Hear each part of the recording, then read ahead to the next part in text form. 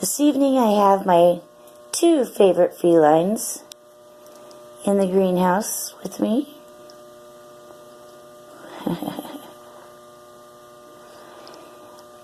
Panda was just washing Savannah's ears.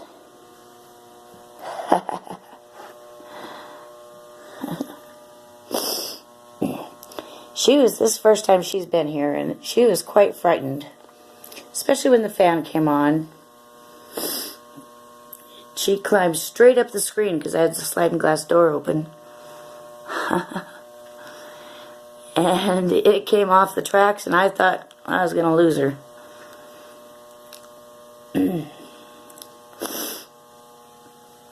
And Panda showed me, he's such a good kitty, that over here I have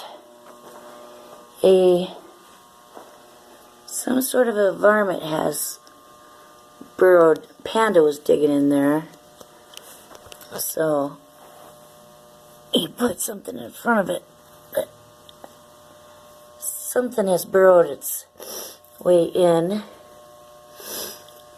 and that's where I entombed the snake. But it could be a mouse or whatever, but he was over here sniffing and sniffing, and he's my awesome snake killing cat because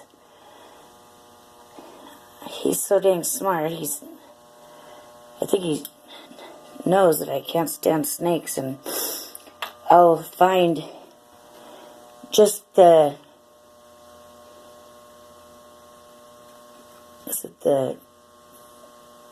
just the body of a snake with no head in the yard. And I know the only one around at that time was Panda that would do that. My great hunter cat. But he failed to rid the house of mice. But Savannah has taken over that job. Miss Savannah, who's not allowed outside because she's not the prowess huntress. She doesn't have the savvy of the wilds. So, and plus, I think the only reason that Panda has survived all these years could be because he's black and white. He's got good camouflage, and maybe some of the predators may think he could be a skunk. And that may be what's kept him alive for 9 years. 8 years, 9 years. But Savannah would stick, and plus he weighs like 27 pounds.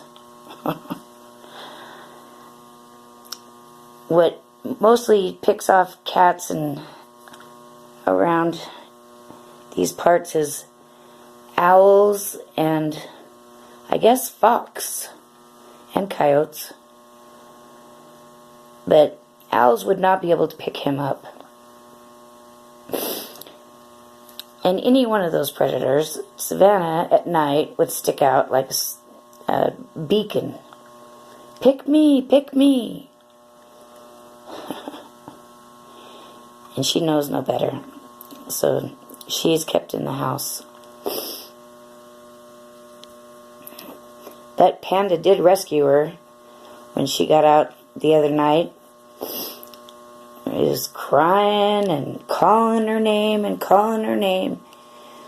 And finally she let out a mew.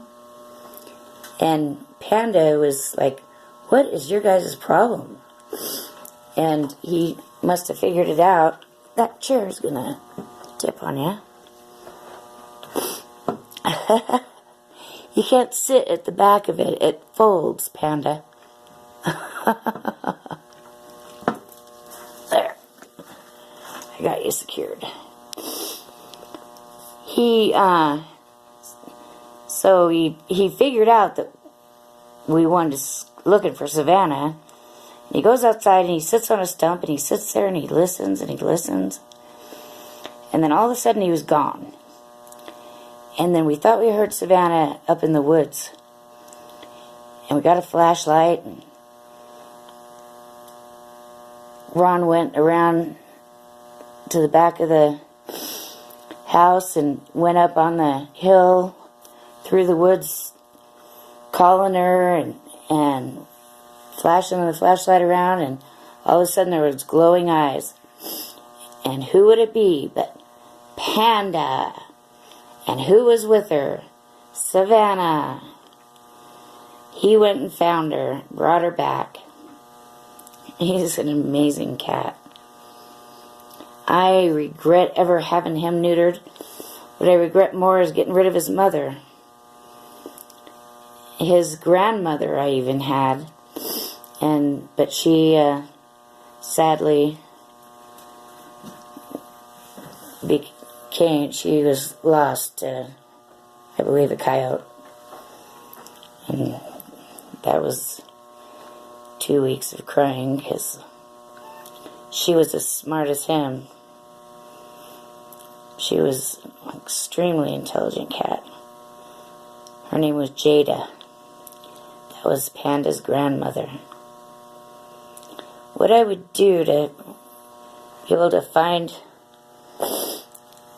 any strain of this line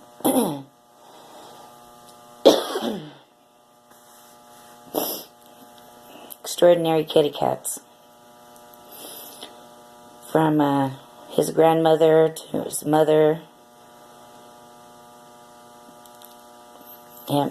Anyways, Savannah's hiding behind the hot water tank now, I think. Where'd she go? Savannah!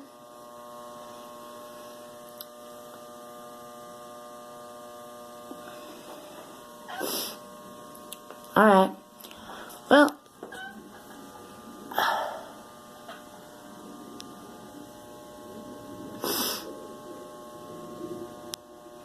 I'll find my kitty cat, let my dog in, and finish my transplanting tomato plants and planting spaghetti squash and a few other things. So I hope you folks all have a wonderful rest of your evening, and I'm so excited because my son is coming to visit with his girlfriend and hopefully daughter, and his girlfriend's 2 daughters, Melissa Davis and oh jeez, I know their names.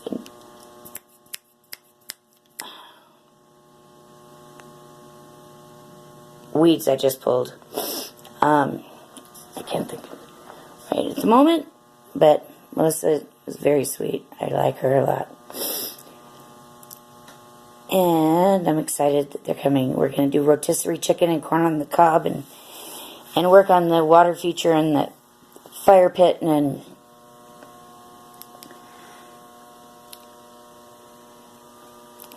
have fun.